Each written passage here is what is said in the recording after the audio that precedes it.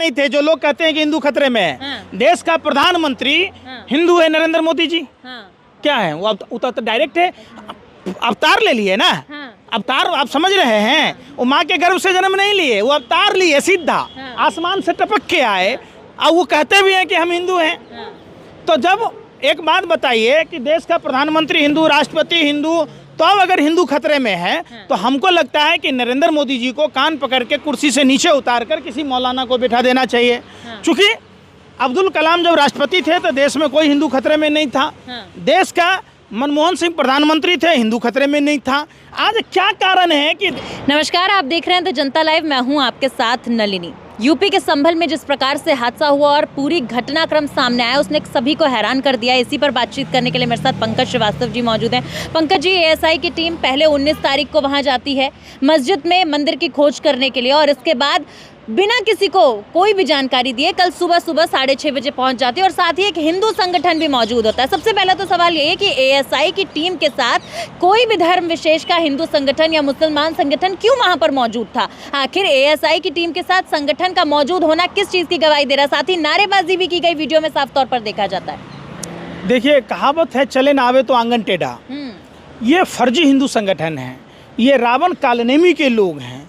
एक बात बताइए, क्या हिंदू देवी देवता दूसरे धर्म के मंदिरों में, मस्जिदों में ही मिलता है? हमें अपने धर्म के बारे में बखूबी पता है कि हमारा धर्म सनातन परम हिंदू धर्म ये सर्वजन हिताय सर्वजन सुखाय की बात कहता है। ये कौन लोग हैं? ये नफरती लोग।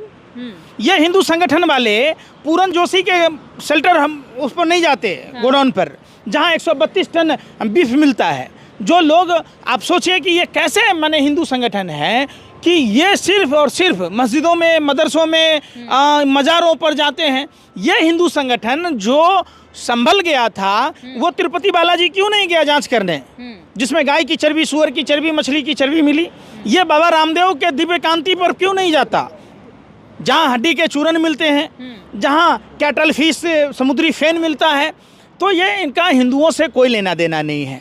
हिंदुओं को ये लोग जानबूझकर मौत के मुंह में ढकेल रहे हैं, हिंदू मुसलमानों में वैमनस्यता फैला रहे हैं और हिंदू धर्म को बदनाम कर रहे हैं। हमारा सनातन परंपरा, सनातन हिंदू धर्म 84 लाख योनियों के भरण पोषण की बात कहता है। हमारा सनातन परंपरा त्याग, तपस्या, बलिदान, क्षमा, परोपकार की बात कहता है। हमारा सनातन परंपरा नफरत की बात नहीं कहता, हिंसा की बात नहीं कहता। तो ये कौन लोग हैं जो उपद्रवी बनकर भगवा ओढ़ कर जाते हैं? हमें इतना पता है, जो भगवा धारण करने वाला व्यक्ति किसी को अपशब्द नहीं कह सकता है, जो किसी को तकलीफ़ नहीं दे सकता है। आज वो जितने तकलीफ़ देने वाले लोग हैं, जितने नफ़रत फैलाने वाले लोग हैं, वो भगवा ही क्यों ओढ़ते हैं? ये रावण और कालनेमी के लोग हैं। जिस तरीके से रामायण में आपने देखा होगा, रावण अगर अपने पारंपरिक वेशभूषा में जाता, माँ सीता को दिग्भ्रमित नहीं कर पाता, और माँ सीता साधु होने के कारण ही रावण के झांसे में आई। तो ये ऐसे ही लोग हैं। अखिलेश यादव कह रहे हैं कि उपचुनाव में हुई धांधली को छुपाने के लिए जानबूझकर ये सब करवाया जा रहा है, संभल की घटना प्रायोजित है। निश्चित तौर पर। और अगर अखिलेश जी ने कहा तो कोई गलत नहीं कहा। आपने देखा, जो सपा का नेता संभल में था ही नहीं, उस पर एफआईआर दर्ज करा दिए गए। अरे भाई, आपकी राजनीतिक लड़ाई हो सकती है, आप कुंदर की जीत गए, ठीक है, जीत गए, बात खत्म। वहाँ जनता ने वोट दिया, जनता के जनादेश का सम्मान कीजिए, बात खत्म है। लेकिन जब आप एएसआई की टीम गई तो पहले बार तो करके आई जांच, दोबारा क्यों गई? दोबारा किसके आदेश से गई? किस, अगर गई तो क्या यूपी के आईवी को इंटेलिजेंस का कोई इनपुट नहीं था? क्या उन्होंने आकलन नहीं किया था?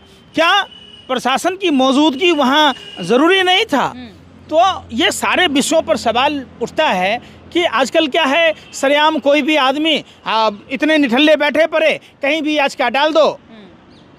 आपने कह दिया कि नहीं, ये गाय नहीं भैंस है, अब उसको साबित करने में न्यायालय की इतनी बड़ी ये है कि उसमें टाइम लगता है। जिस तरीके से गोलीकांड हुआ, 3 लोगों की मौत हो गई, 4 लोग हो चुके हैं अब। 4 लोगों की मौत हुई। इसके पीछे मनसा क्या है? बहराइच की घटना का आपने भास्कर का स्टिंग देखा होगा। पुलिस वालों ने 2 घंटे का टाइम दिया था। किस तरीके से उसके घर पर छज्जे पर चढ़कर उसके झंडे को उतार कर अपना झंडा फहरा देना। अरे भैया, हमारा धर्म कभी ये नहीं सिखाता। हमारा धर्म, रामायण महाभारत आप देखिएगा, उस समय कोई मुसलमान नहीं था, लेकिन धर्म और अधर्म की लड़ाई थी। और ये धर्म भौगोलिक आधार पर धर्म का ये हुआ। अब मान लीजिए कि अगर इस्लाम धर्म शुरुआत होती भारत से, तो निश्चित तौर पर हम नारियल मुसलमान चढ़ा रहे होते। नहीं, वहाँ पानी के लिए बदना यूज़ नहीं किया जाता, वहाँ लोगों को मरने के बाद दफनाया नहीं जाता, क्योंकि वहाँ पेड़ पौधे नहीं थे। तो ये भौगोलिक दशा के आधार पर धर्म का ये हुआ। और धर्म, कोई भी धर्म आपस में लड़ना नहीं सिखाता, आपस में एक दूसरे को तकलीफ देना नहीं सिखाता। चंद ये सियासी लोग हैं जो एक साजिश, षड्यंत्र प्रयोग के तहत लोगों के बीच में नफरत का बीज बोते हैं और उसकी फसल काटते हैं, अपने बच्चों को विदेशों में पढ़ाते हैं और हमारे आपके बच्चों को, हमारे आपके परिवार के लोगों को मौत के मुंह में ढकेलते हैं। उन्हें बंदूकें पकड़ाते हैं, उन्हें तलवारें पकड़ाते हैं, उन्हें लाठी डंडे पकड़ाते हैं। ज़रा सोचिए, क्या धर्म बचाने की जिम्मेदारी गरीब परिवार के लोगों की ही है? नेता के बच्चे क्यों नहीं होते पंकज जी? ये तो पूछिए कि अमित शाह का बेटा क्यों नहीं जाता है संभल, या राजनाथ सिंह जी का बेटा क्यों नहीं जाता है, निशिकांत दुबे का बेटा क्यों नहीं जाता है। तो उनके परिवार के लोग हायर एजुकेशन के लिए विदेश जाते हैं और हमारे आपके बच्चे यहाँ ये करते हैं। AQI की टीम, जब ASI की टीम वहां पर गई सर्वे करने के लिए, दोबारा भी जब गई, हालांकि कोई ऐसी याचिका नहीं थी कि उनको दोबारा जाना है, दोबारा गई, उस दौरान हिंदू संगठन की मौजूदगी और खास तौर पर जिस तरीके से वहां पर नारे लगाए गए, बहराइच में देखा गया उत्तेजित गाने बजाकर, भड़काऊ गाने बजाकर एक विशेष समुदाय को भड़काने की कोशिश की गई। वैसा ही घटना यहाँ पर भी देखी गई कि नारे लगाए गए जिससे कि वहां पर भीड़ जो है हिंसक हो गई। आप एक बात बताइए, देश प्रदूषण की मार से जूझ रहा है, यहाँ तक कि गर्भ में पल रहे बच्चे भी उससे प्रभावित हैं, बुजुर्ग प्रभावित हैं, नौजवान प्रभावित हैं। देश की आबादी हिंदुओं की है। किसी ऐसे तथाकथित फर्जी हिंदू ठेकेदारों को आपने देखा कि उसके लिए याचिका दायर किया हो? उत्तर प्रदेश के शहर को देख लीजिए, गाजियाबाद, नोएडा की क्या स्थिति है, दिल्ली की क्या स्थिति है। तो जब हमारी आबादी ज़्यादा है, जो हम मर रहे, मौत के मुँह में समा रहे, हमें अनचाहे बीमारियाँ हो रही है, उस पर तो कभी किसी संगठन ने याचिका दाखिल नहीं किया। घर वापसी करा रहे हैं ना सब, मस्जिद जहाँ भी खुदेंगे मंदिर निकलेंगे कह रहे हैं। अच्छा, आप जिंदा रहेंगे तभी तो पत्रकारिता करेंगे। हम जिंदा रहेंगे तभी तो अपने धर्म को मानेंगे। तो वो कौन लोग हैं जो हमको मौत के मुंह में ढकेल रहे हैं, धर्म का पाठ पढ़ा रहे हैं और हमें जिंदा नहीं रहने दे रहे हैं? बात उस पर होनी चाहिए ना। बेरोजगारी पर बात होनी चाहिए, शिक्षा पर बात होनी चाहिए, रोजगार पर बात होनी चाहिए। जो ये हिंदू संगठन अपने आप को कहते हैं, ये हिंदू संगठन नहीं है। हिंदू राष्ट्र पर बात नहीं होनी चाहिए। अरे सुनिए, कोई राष्ट्र पर बात नहीं होनी चाहिए, न मुस्लिम राष्ट्र पर बात होनी चाहिए, न हिंदू राष्ट्र पर बात होनी चाहिए, न खालिस्तान पर बात होनी चाहिए। कोई भी मजहबी ताकतें अगर सर उठा के अगर बोलता है तो उसका सर कुचल देना चाहिए। बाबा साहब अम्बेडकर ने आज़ादी के बाद हमें संविधान दिया है, समता मूलक समाज की बात की है, धर्मनिरपेक्षता की बात की है। हम सब भारत माँ की संतान एक हैं, एक थे, एक रहेंगे। जो भारतीय हैं, ये क्यों नहीं कहते हम सब भारतीय एक हैं? आप बताइए। आप टीपू सुल्तान पहला रॉकेट दिया था, ब्रिटेन ले गया तो मिसाइल बनाया, फिर अब्दुल कलाम आए, मिसाइल बनाए। तो बताइए, मुसलमान थे तो ये रॉकेट बनाए, तो हम रॉकेट का वो निरीक्षण छोड़ देंगे? अरे इनसे कहिए कि तिरुपति बालाजी जाके जांच लो, जहाँ गाय की चर्बी, सुअर की चर्बी मिली थी। आप जाते उस घी के ब्रांड वालों के यहाँ प्रदर्शन करते कि उन्होंने धर्म भ्रष्ट किया, जिसमें गाय की चर्बी, सुअर की चर्बी, मछली की चर्बी थी। आप जाते पौने दो आँख वाला कानिया के यहाँ दिव्यकांति में के फैक्ट्री पर, जहाँ डी के चूरन, कैटल फिश, समुद्री फेन मिलते हैं। तो आपका कोई मतलब नहीं है। कहिए इन हिंदू संगठनों को मणिपुर चले जाएं, कहिए इनको, क्यों नहीं जा रहे? एक है तो सेफ है का नारा देते हैं पीएम। हम एक थे, एक हैं, एक रहेंगे। अगर एक नहीं रहते तो भारत आज़ाद नहीं होता। ये वही हैं लोग हैं जो डिवाइड एंड रूल की बात, पॉलिसी को मानते थे। जब गोरे अंग्रेजों ने डिवाइड एंड रूल की पॉलिसी लाया तो ये उनके साथ खड़े थे, ये उनके साथ खड़े थे। आज भी वो वही काम कर रहे हैं कि आप देश में, अंग्रेजों का नारा था फूट डालो शासन करो, और उनके अनुयायियों का नारा है देश में फूट डालो देश को लूट डालो, मौका मिले तो देश छोड़कर भाग डालो, सीधा सा बात है। आरएसएस प्रमुख मोहन भागवत कह रहे हैं कि बार बार जाकर मस्जिदों में शिवलिंग ढूंढना बंद करें, सौहार्द खराब होता है देश का। क्यों आखिर मस्जिदों के नीचे मंदिर ढूंढने की कोशिश की जा रही है? देखिए, ये कुछ नफरती लोग हैं जो इनको दूसरे के घरों में ताकना झांकना ही आता है। देश में इतनी मंदिरें हैं, आप उन मंदिरों में पाखंड खत्म करते, वहाँ जो छुआछूत है खत्म करते, गुरुद्वारों से सीख लेते, हर मंदिरों में लंगर सेवा का आयोजन करते, वहाँ शिक्षा व्यवस्था की बात कहते, वहाँ स्वास्थ्य व्यवस्था की बात कहते, जो गरीब हिंदू है उसको आप मदद करते जैसे हमारे सिख भाई करते, तो समझ में आता है कि आप सनातन परंपरा के वाहक हैं। इसका मतलब है जिस सनातन परंपरा में 84 लाख योनों के भरण पोषण की बात होती है, वहाँ आप इंसान से नफरत करते हैं, इसका मतलब आप हिंदू नहीं हैं, रावण और कालनेमी हैं। हिंदू राष्ट्र बनाने की मांग हर दिन उठती है। देखिए, एक बात बताइए, अगर नेपाल पहले क्या था, हिंदू राष्ट्र? आप खतरे में कि नहीं है? सुनिए ना, हम काला खतरे में रहेंगे? आप हिंदू नहीं हैं? अरे भाई, उनसे पूछे, उनके बाप दादा भी खतरे में नहीं थे। जो लोग कहते हैं कि हिंदू खतरे में है, देश का प्रधानमंत्री हिंदू है, नरेंद्र मोदी जी। क्या है वो? तो डायरेक्ट है, अवतार ले लिए ना। अवतार आप समझ रहे हैं, वो माँ के गर्भ से जन्म नहीं लिए, वो अवतार लिए, सीधा आसमान से टपक के आए, और वो कहते भी हैं कि हम हिंदू हैं।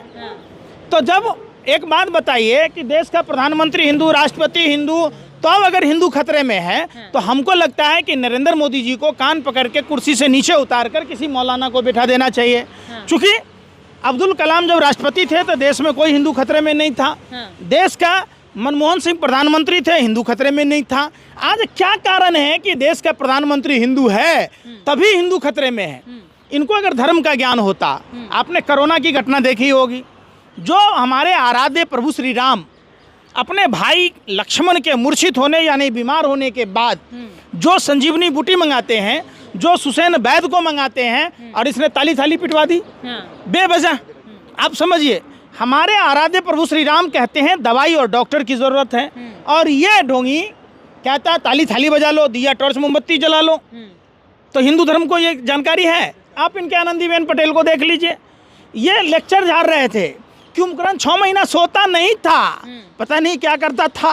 अब प्रधानमंत्री की करीबी मित्र हैं आनंदीबेन पटेल, तो प्रधानमंत्री को अब समझ लीजिए, न इनको पता है न इनके मित्र को पता है। अब ये कुंभकर्ण 6 महीना नहीं सोता था, मतलब रामायण मिथ्या है। ये भाजपा के लोग कहते हैं। जिस हिंदू धर्म में हर चीज़ की एक पद्धति है, सर्वजन हिताय सर्वजन सुखाय की बात की जाती है, जो हिंदू धर्म पोषक है, बच्चक नहीं है। ये लोग जानबूझकर हिंदू धर्म को ऐसे बदनाम कर रहे, अपने चंद कुछ पैसों के लिए, क्राउड फंडिंग के लिए, राजनीति के लिए, कुर्सी के लिए ये धर्म को बर्बाद कर रहे हैं। तो जो सच्चा हिंदू होगा इनका विरोध करेगा। सर, आप क्या संदेश देना चाहेंगे? क्योंकि जिस प्रकार से देश में हिंदू मुसलमान किया जा रहा है, ऐसे में मुस्लिम समुदाय डरा हुआ है, तो आप क्या संदेश देना चाहेंगे? देखिए, देश का हिंदू मुसलमान सब समझता है। उसने नाना पाटेकर की फिल्म देखी है, ठीक है, सबको पता है कि इनो चलबे, बिल्कुल नहीं चलेगा, नहीं चलेगा, बिल्कुल नहीं चलेगा। ये नफरत की बातें बिल्कुल नहीं चलेगी, गारंटी से नहीं चलेगी। भारत जैसे विशालकाय देश में जहाँ सभी धर्मों का वास है, और हमें लगता है कि विश्व में लगभग 12-13-11 धर्म हैं, उसमें सबसे ज़्यादा भारत में है। भारत की यही खूबसूरती है कि भारत में हर धर्म के मानने वाले लोग हैं, और मजहब नहीं सिखाता आपस में बैर रखना। इसलिए जो भी लोग धर्म से प्यार करते हैं, अपने धर्म शास्त्रों को पढ़िए, और उसमें जो अधिकार और कर्तव्य आपको दिखाए गए हैं, जो मानव सेवा की बात की गई है, आप उसका पालन करें। जय हिंद, जय भारत।